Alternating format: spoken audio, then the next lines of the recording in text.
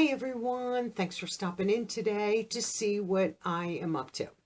And today is Christmas Day, so Merry Christmas to all of you.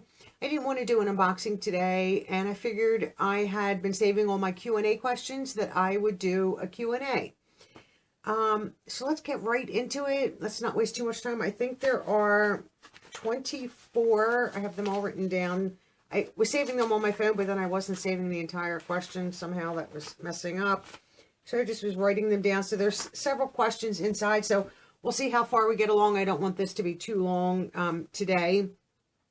I'm not going to say who asked the question because I don't want to give last names and things like that out.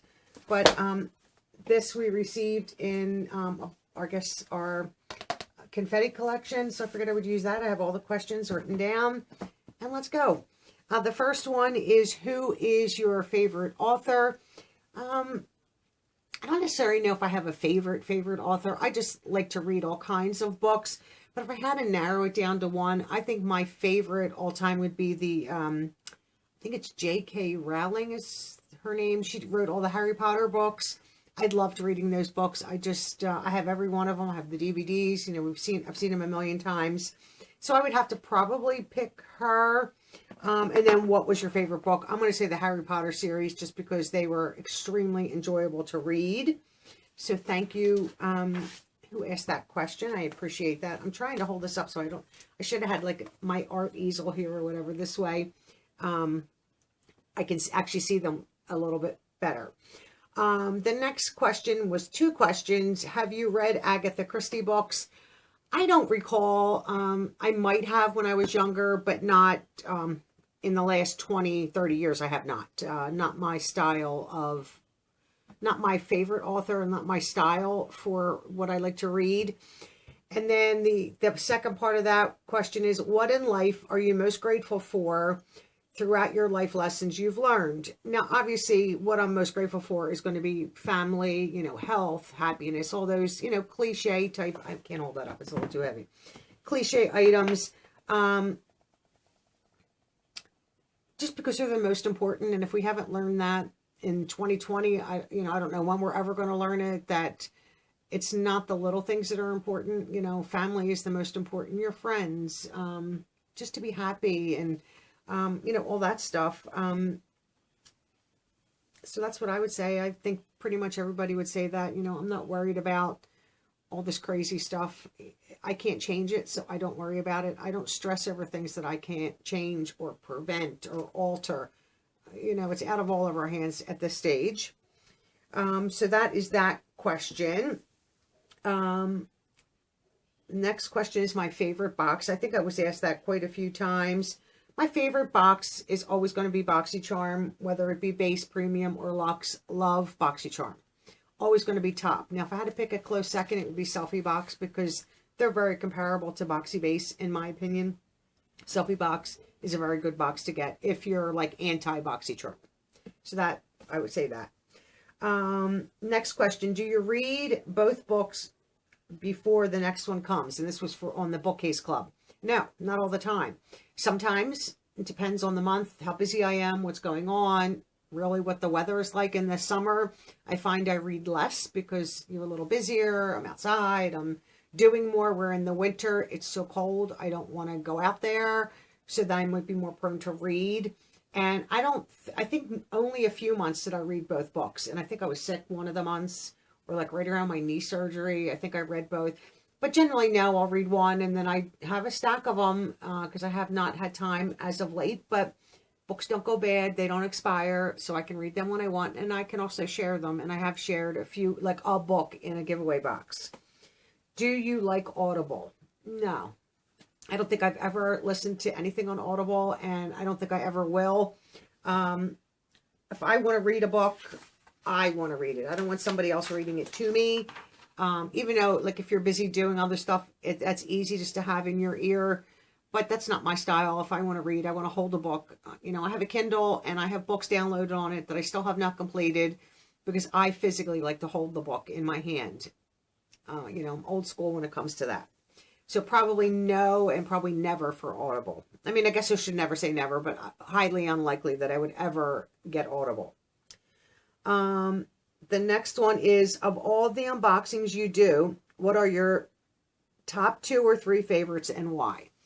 Well, my top, I already answered this, but I'll answer it again. I don't mind. My top favorite is BoxyCharm, Base, Premium, and Luxe. Boxy Base was probably early on one of my first like true subscription boxes, not counting like Target, Walmart, things like that. I know I got Ipsy early on too, but BoxyCharm for me just rarely, if never, disappoints. So that's always going to be a favorite. I love all 3 of their boxes, and if they offered 2 more, I probably would get 2 more. I just love everything about BoxyCharm. It says 2 or 3 favorites. I would choose Selfie Box as a top runner in the top 3. Very nice company, great customer service. If you need them, I have not really needed them for like problems. Great indie brand, small business products inside, but all very good products. All very usable. You know, you're not getting a purple lipstick or a green lipstick or a blue lipstick where the majority of us cannot wear that unless you flip it, which somebody just gave me that idea with my Hank and Henry box. Flip it and use one for shadow and one for, and I was like, great idea. You know, if you're getting crazy colors in boxes and things like that when it comes to liners and lipsticks, and it's just so they can get rid of them, putting them in boxes and mystery boxes. I don't like that. But Selfie does not do that. I have yet to get a product that I haven't loved from Selfie Box. And if I had to pick a third, that's a tough one. I love Bookcase Club, but I love my Mint Mongoose. So I would have to say third place would be Bookcase Club and Mint Mongoose. I love the jewelry sets. They're also nice and very wearable and usable. And if I break them or lose something, I'm not out hundreds of dollars. And Bookcase Club, I love to read and I love books. So I would say they're my tops. And the reasons why, just Boxy is for the makeup and the skincare. And like Luxe, you get tools. And like we just got a really nice pair of earrings. So they're starting to branch out a little bit more. And Selfie, I said that in Bookcase. You know, the other ones are self-explanatory as to why. I just think they're great companies, give great product at an affordable price. Any boxes you were thinking of getting or wanting? There is a box, and I'm trying to remember what the name of it was. I think it's called Wanderlust. It's like $75. I think it's quarterly. A little pricey, but it's such a nice box. I think it's more like a destination type box. Like it might be Ireland this month and Turkey the next month, but everything. And it's more lifestyle-ish, but I know I've seen like snacks in there, all kinds of great products. I just can't pull the trigger on $75. I mean, I think 50-ish is my limit. I would love to one day maybe get Wanderlust in PR, hint, hint, hint, and bring that to all of you so that you guys can see it. That would probably be the one that I've always thought about getting and wanting. But out there, there's not, I mean, there are boxes out there that I would want to get, you know, budgetary, you know, constraints hold back on that. You know, like I can only spend so much a month on boxes. But no, you know, overall, like if you start getting into all these other, you know, boxes, they're all the same. So I'm happy with the boxes that I have, and I do cancel and then try to find, you know, something to replace it with. Like I canceled Slay Glam and I'm bringing in a different box. I don't think you guys have seen that video yet, so I'm not going to say. Try to replace so that I have, you know, video content for you for my 6 days a week upload. Sunday uploads are only giveaway winner announcements, generally, unless I flip it. But so that's that question. I don't think there's really much out there that I want, honestly. Where do you live? I live on the East Coast of the United States. I live in the state of Pennsylvania. I've stated that before, but I don't mind answering again. What is my education? You know, I graduated from high school back in the late 70s. College was not like mandatory like it is today. I got right into business and, you know, did all that. I have a lot of accounting and finance background. And then years in, went and became a certified medical assistant so that I could get my foot in the medical area and start, you know, advancing through all that. And I love the medical field in general as a whole. So that's basically the, what's your profession, or do you do YouTube? So I don't work anymore. Car accident ended my work career. And I only do YouTube right now. I mean, I do other things, but work-wise, I only do YouTube. So that's those set of questions. So we're going to move on to the next one. What was your favorite book? I would have to still say the Harry Potter books. I think they're classic, timeless. I could reread them at any point. Like I said, I have them all on my Kindle. If I wanted to read them on there, I have the hardback books, the videos, but I could pick them up and read them at any point and not be bored and still be just as interested to read those.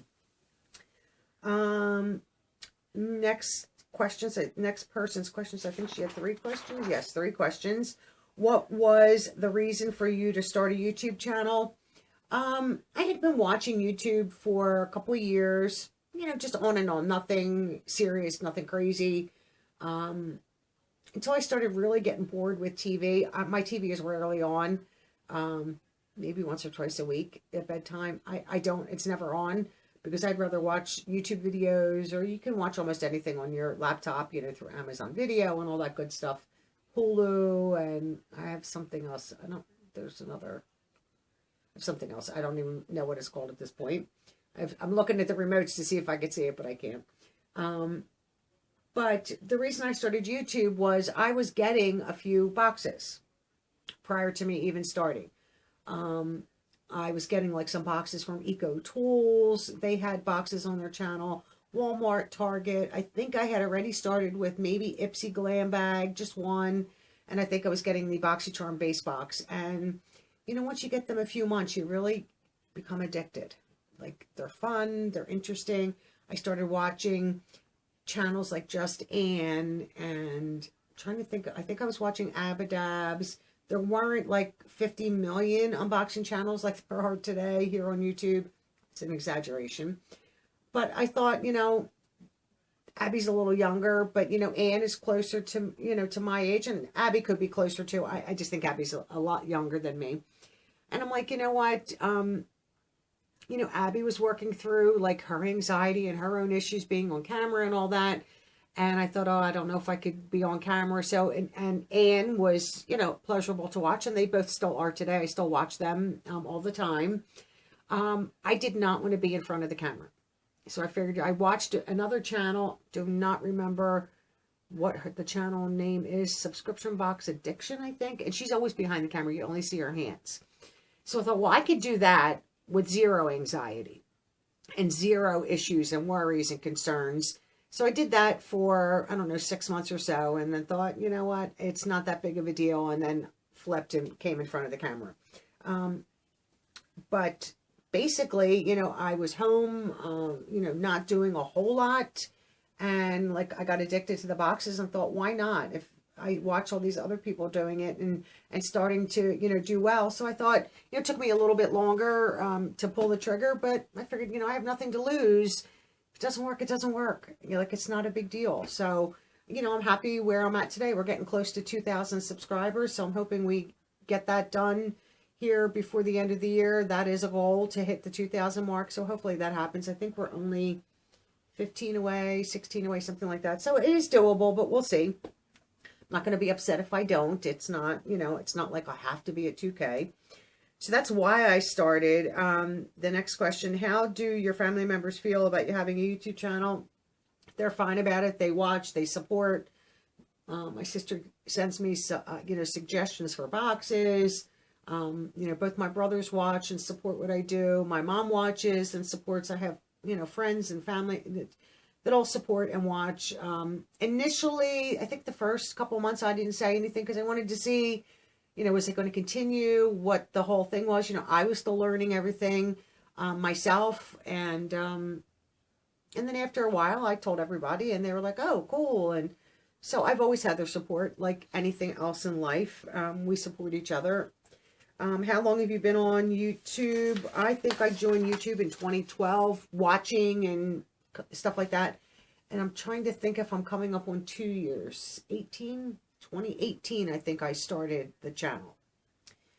Okay, so let's move on to the next. What's your favorite part about unboxings? The sheer surprise of what's in the box. I try to stay away from spoilers. Like, I'm waiting for my box to come from Selfie, but I've seen other people post their boxes. Well, I won't watch their videos till after I've done my unboxing because they're all the same. I don't want to know what's in my box. I stay away from spoilers the best I can. If I happen to catch one product, but I don't seek them out to see what's in. I don't want to ruin the surprise for me. I want my reaction to a box to be genuine and to be real so that we're both experiencing it at the same time. The only time I ever pre-open a box is if there's damage, that I could be missing products. This way I can already have made contact and at least maybe have a response for you. You know, I had an open Ipsy box one time, a Plus, big hole out the side of the box, and I was missing 2 or 3 of the products. So I was able to email them, and by the time I filmed, I was already, you know, they're replacing the product. So I'd rather give you the response right away if I can get it. If I'm having a known problem with the box, I might open it ahead of time just to verify that I'm getting what I'm supposed to. That happened with Julie Box before they got canceled. So, but I would say 99.9% of the time, I slit the tape before I go on camera, and sometimes I open it on camera, but I don't peek into the box. I want to be just as surprised as all of you. Now, you guys might know some of the spoilers, but I never look. And I feel bad not watching other people's videos that I support, but I wind up going back to them. I save them to make sure that I do watch them. But unless I just am dying to see what's in a box while I watch somebody's video. But there's no guarantee that's what I'm going to get, like in a Luxe or a Plus or something like that, because everybody's products could be different. But now I know Selfie Box, it's the same. So I don't want to watch any videos until I get my box. What's your dream vacation spot? Well, I've already been there. There were 2. One would have been when I was younger, Hawaii, but we went to Hawaii, visited a couple islands, went on a 4-day cruise while we were in Hawaii. I think we were there 2 weeks, if I'm not mistaken. So if you asked me that many years ago, I would have said Hawaii, but my dream vacation spot, or just dream vacation, is Paris, France. I've been to Paris, love it. If I could afford it, I would move there and live. Maybe not in Paris, maybe in the outskirts. I just love everything about it. I would love to have a second home there where you could, you know, go visit. I wish I could go more often. I've only been there once, but I just fell in love. So I would say Paris. Hawaii's always, but since I've done both, I still would say Paris. When did you start to love reading? Probably not later in life, probably, you know, 30s, 40s. I don't think I could care less about reading when I was younger. I was too busy going out, having a good time to even think about it. I mean, I'm sure I read, but not like I do today. How old were you when you first started wearing makeup? Teenager-ish, I would think. You know, back in the 70s, you know, a lot of blue eyeshadow, a lot of bolder colors, which come back. I don't think I ever wore a ton of makeup, though, even younger. But I know I wore blue eyeshadow. I have pictures and, you know, mascara and more blush and not so much the lip products. I don't think I was heavily into the lipstick like I am today. I didn't have the brush collection that I have today. And I also didn't have the makeup collection. I mean, I might have had, you know, a few, and probably more than anything, singles or like quad palettes. I don't think I had these big, huge palettes back then. How did you learn to wear makeup? Basically, trial and error. There was no internet to go on, or even if there was, it wasn't something you did. You know, you learned from girlfriends, you sat around, you played, and really you just play with it. Figure it out. You can watch plenty of tutorials, but until you get in your own eyeshadow palette with your brushes or even using your fingers, however you have to apply it, until you play. I mean, there are certain colors I can't wear. You know, sometimes the purples and the pinky colors really wash out my eyes and just bring all the red out in my skin. So I have to be careful with them. But I've experimented and played with it and realized, no, that's just not going to work for me. And it's really just getting your blending technique down and how you want it to look. You just have to play. I mean, it will come in time. And some people just never get it. And that's okay. I don't wear a lot of it, though, on my day-to-day life. So, you know, I'm probably not that great at it, but I can get it to look good. How did you learn to do nails? I guess in my 20s, 30s. Was I in my 30s at that point? 20s-ish, 20s into 30s. We used to go, me and my sister, we used to go get our nails done all the time. I always had real long nails. I said to my sister, She keeps hers short. Mine grow. I cut them. They grow. I cut them. Whatever.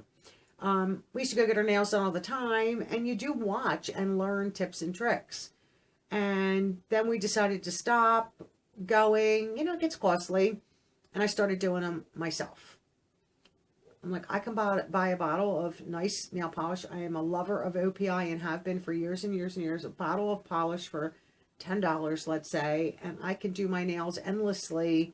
And I have many, many shades and tones of polish, and switch it up. Sometimes I wear the same color for, you know, 2 months in a row. If I want a neutral, if I decide I want a green or a blue or whatever. I'm not real big on red. I used to be, but red comes off. Like if you run your hand against a paper or like just really anything, the red just never fully cures, in my opinion. I've always had a problem with that. I can remember one year around the Flyers, like Stanley Cup, I had orange nails. I mean, you just can go crazy, but you just learn from trial and error. I can do them pretty quick and fairly decent.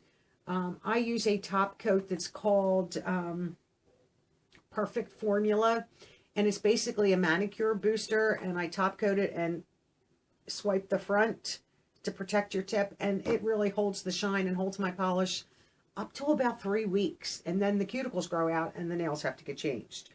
So I just learned basically just like makeup, doing them, you know, having nails that looked horrible, but whatever. I've always had my nails polished. I just think it completes the look. It's, for me, it's like doing the whole makeup thing and not putting a lipstick on, or doing the whole makeup thing and not putting a liner or mascara on if you don't wear lipstick. I like finished nails all the time. And now with all these nail strips and all that other stuff, it's even easier. I still haven't tried that though. What do you like most and what do you like least about YouTube? What I like most about YouTube is the interaction in the comments with all of you guys. You do pick up, you know, little things about each person based on their comments. If you guys have a channel, I try my best, but if you have a channel and I haven't been there or haven't, you know, please let me know that you have one. I just can't click everybody to see if you have a channel. I'm more than happy to subscribe and, you know, watch your videos, add you to my watch list. You know, you might only be able to get there a couple times a month, but I will do it. I mean, you're supporting me. I will support you back if you're trying to, you know, get your channel going. Just let me know in your comment that you have a YouTube channel. You would love for me to pop over and visit, and I will do it. Absolutely. So that's what I like most. I mean, it is fun doing the unboxings, and I don't mind the filming part. The editing is time consuming. The uploading is time consuming. Like all the YouTube studio, the back end work, description box tags, this and that. You know, it's time consuming, but I still love it. The day I stop loving it is the day that I will stop. Trust me. And what I like least about YouTube is any and all of the drama. I just don't find it's necessary. Everybody just stay in your lane, do what you do, and do it to the best of your ability. Don't look to the right and don't look to your left. Don't care about what they're doing. Just focus this way. It's nice every once in a while to take a peek this way to see, whoa, what's going on? But don't get involved. Just keep cruising along in your own lane and mind your own business. Stay out of the trouble and the drama. It really is not a good look for you if you get involved in it. You won't see me involved in it. I mean, sometimes I do comment, and then I'm usually careful because, you know, they can come for you then too. But sometimes I just feel strongly and I will comment, and it is what it is. I'm a big girl. If somebody wants to come for me, I'll come right back for you. So, but that's what I like least, all the drama and all that kind of stuff. It's just not necessary. We're all adults. Let's act like them. If you have a beef with somebody, handle it off YouTube. It's my opinion. To put it out on YouTube, to come on complaining and crying and screaming about somebody, it's just not a good look. It takes away from your character, I think. So that's that for that question. I have a question. Where do you find the boxes you order for the unboxings, and why have you chosen the ones you have?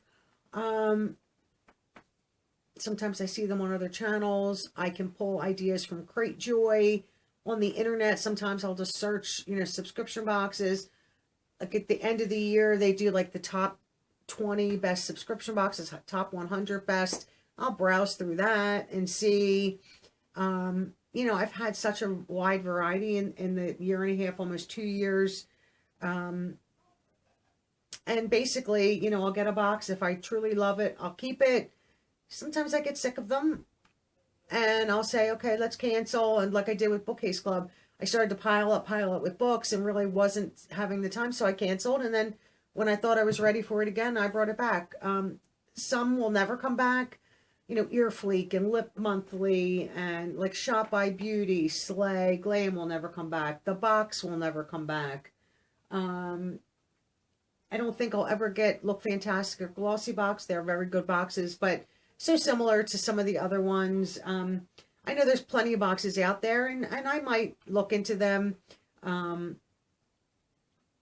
So basically, you know, I find them and I choose them, one, that they're affordable, because one, I'm on a budget, and I know a lot of you guys are on a budget, so I don't want to bring a box constantly that are, you know, $40, $50. I mean, I want to find the deals too, you know, the $10, $12, the $15 boxes. Why? You know, they have just as good of products. Doesn't all have to be an Anastasia Beverly Hills or an Urban Decay. It can be, you know, an indie brand and still be a great palette that the box is only $12 a month. Well, that's a lot more affordable. I can get 2 subscriptions then instead of spending $25, $30 on one. So I'd rather get the 2. Occasionally, I like that one for, you know, $40 and $50, like my Luxe. Mainly, I think I get more beauty boxes, but that's why I have my Inspo box and Confetti Collection and things like that, like the FabFitFuns and the Cause boxes, just to have different options, lifestyle options, and that's not all makeup. Let's see. Out of all your subscription boxes, which one is your favorite? I mean, the one you look forward to. BoxyCharm. Like, I'm still waiting for my premium for December. I still haven't gotten it. I'm like, oh my God, it's in Pennsylvania. Just get here already. I'm holding a pop-up item till I get that. And I really wanted that, you know, this week. But I don't know if that happened already. It would have by the time you see this, if it came. If not, it'll have to be next week. And here, Oreo, you cannot get your claws on my sweaters. You know that. So I would say any of my BoxyCharm boxes. I always look forward to them. I love BoxyCharm. The next question, which is question 15, and I'm probably going to end there, and then maybe we can do a part 2 in 2021, and this way it gives you guys an opportunity. If you have any more questions, you can ask them. If you could share one great lesson you've learned, what would it be? I would have to say, out of all my years, I'm 59 years old, out of all the years and life experiences that I've been through, good, bad, and ugly and indifferent, I would just say, just try to be a good person. We all fail at that. We're human. We all make mistakes. Yes, we get angry, we get mad, we say things, you know, at the moment, and then we're like, oh, I wish I didn't say that. The minute the word leaves your mouth, you can't take it back. So always be mindful that words are so hurtful. And vice versa. Words are very helpful and beautiful and lovely, but the angry words are very hurtful. So just try to be, you know, a nice person. Like I said, we're not perfect, none of us. So, you know, we make mistakes, but just if you try, that's all that anyone can ask of you, that you try just to be a good person. And throughout my life, I've just learned that, you know, without your family and and friends, life can be pretty empty for me. I mean, maybe not for some of you. Very empty, very boring. You know, close with family and stuff like that. Just don't take them for granted. They're not always going to be here. So even with friends, you know, friends you haven't talked to for a few years or seen for a few years, and then you hear they've passed for whatever reason, you know, and then it's, oh, I should have called her, or I should have sent her a message on Facebook, or I wish we would have went to lunch. And so just don't have any regrets about that kind of stuff. So just, you know, keep in touch with your, you know, your friends and your family. And life is busy. We all get busy. But if anything that was taught to us this year is, you know, not being able to see our family, like Thanksgiving and even for Christmas, you know, there's not going to be any big gathering like we usually do Christmas Eve and Christmas Day. So it's going to be a little bit different, but, you know, thank goodness there are no little children that would be a bigger deal for, you know, with Santa and all that kind of stuff. So we're all adults. My brother's sons, you know, are teenagers, but they're, you know, old enough to realize that it is what it is. And so that would be my life lessons that I've learned and that I tried to be. Trust me, I'm not always nice. I can, you know, if I get in it, I can take it down with the best of you. I don't like to do that. It takes a lot for me to get there, but when I get there, I'm going to blow. I think I've only done it a few times in my life, but I don't like doing that. And I don't like how I feel afterwards, because at that point, what comes out of my mouth comes out of my mouth. And I'm not usually sorry for it, because it's just build up anger and resentment and things like that. So I try not to be that way. Let the little things go. I don't stress over the little things. If I can't change it, I'm not worrying about it. I know so many people stressed and had so much anxiety over this whole pandemic. I can't change it. I can't stop it. I can't alter it. So I'm not stressing over it. I'm doing what I need to do to keep myself safe, to keep family members safe. But I can't change what you do or what my neighbor does or what this person does. I have to worry about what I do. So that's why I have not been stressed out at all this year about this. You know, it is what it is. Eventually it will, hopefully will, you know, straighten itself out, and everything will try to get back to a normal or a new normal. But I'm a homebody anyway, so staying at home was not necessarily a bad thing, but I don't like to be told I have to stay home. So there's always a difference there, but it's just so many life lessons have been taught to us this year. And I think family and friends are the most important, or should be the most important. So I'm going to end it there, because I don't want this video to be an hour long, and it could be. We still have about 10 questions from prior. If you have any additional questions, you can ask them in this video, and I'll save them, and maybe in January we can do a part 2 or an additional Q&A. Nothing is really off the table. I don't speak of politics or religion, and that's basically it. I don't speak about any kind of, you know, financial, anything like that. But if you have any questions, please feel free to ask them. Like I said, even if it's a duplicate, I'll answer it again. That doesn't bother me. So I hope you're all doing well and having a great day. And I will see all of you in my next video. Bye-bye now.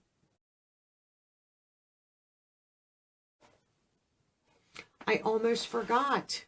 I went to turn off the camera. I'm like, no, I have a giveaway in this video. So I have 2 boxes. One is a taller but smaller, and one is a bigger, not as deep box. I'm going to just put these down.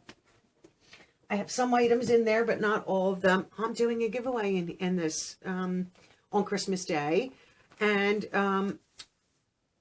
the key word that you need to use is New Year.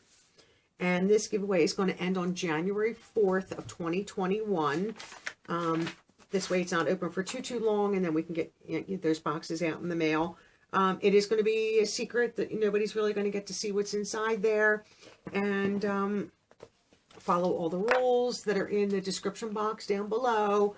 Rule number 1 is the most important, and so many people still can't follow it, and it saddens me.